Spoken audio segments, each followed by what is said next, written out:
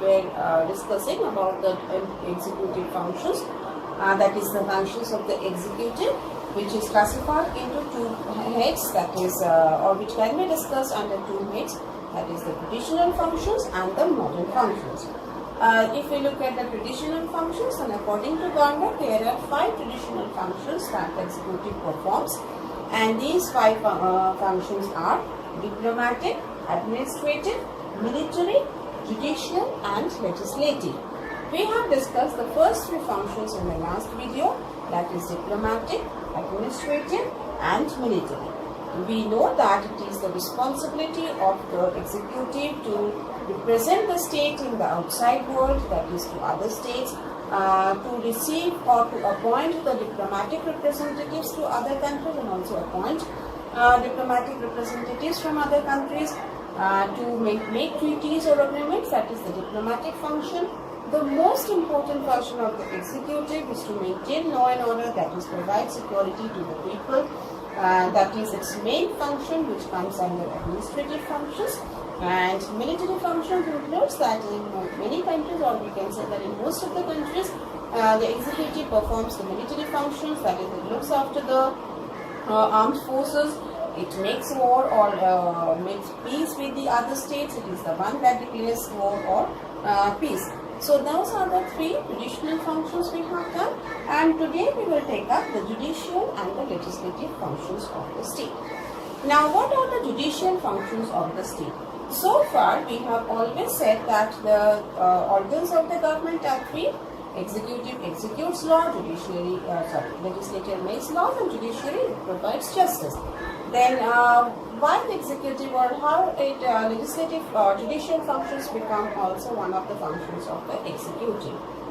In most of the countries, or we can say in all the countries, the executive also has the power to commute the sentence, or to what we can say grant pardons to the convicts. That is, if a person has been convicted, or if a person has been given a sentence or given a verdict, only the executive has the power to commute the sentence or to grant pardon. That means it is under the judiciary. This function, that is providing the verdict or giving the justice to the people, that is the work of the judiciary. But the executive has been given the power to commute the sentence, that if a sentence has been given to a person, then the judiciary the executive can commute it, or it can even grant pardon to a convicted person. So these functions are the judicial functions that the executive in all the states, we can say, they perform this judicial function. The next function is that of legislative function. Again, we see that it is the executive, but it is performing the work of the judiciary when it is granting pardon, giving pardons to the convicted persons, or decreasing the sentence of the person. Then also it is doing a judicial functions. At the same time, we find the executive also has some legislative functions. Now, what are these legislative functions? That is, legislative means the law-making functions. The law-making functions also rest with the executive. Now, let us find out how it becomes a function of the executive.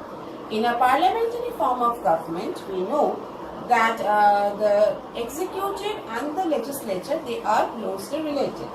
It is the work of the executive actually to draft the bill or order, to draft the bills, to make the what we can say the draft or the draft of the bill, how it is going to be passed, and it is also the responsibility of the executive to get it passed in the legislature. That is, first a bill, a law has to be made. Now the law has to be, there is a draft of the law, that is called the bill.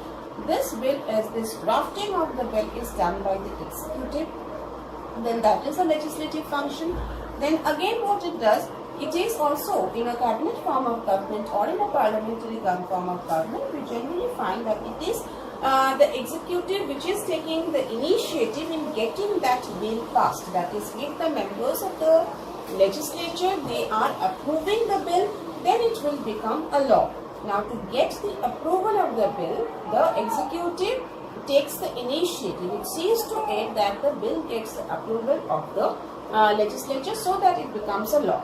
So this legislative functions rest with the executive. Again, we find that sometimes when the legislature is not in session, particularly during that time, the executive is giving orders or providing orders or making laws for the period, for that particular time period. These are all legislative functions which the executive is performing, and these are known as the legislative functions of the executive.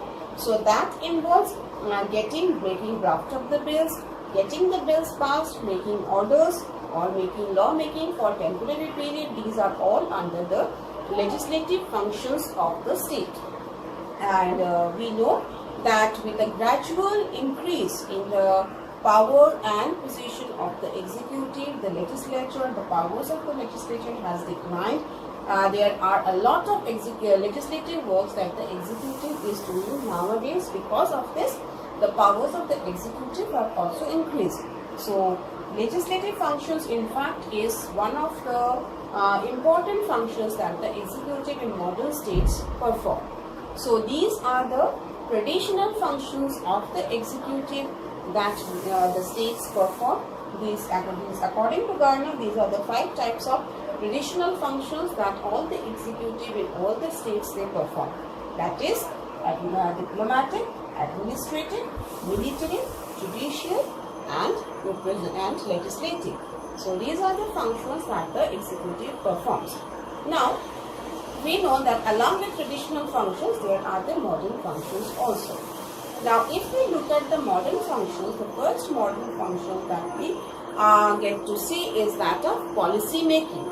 That is making of policies, making planning, organization.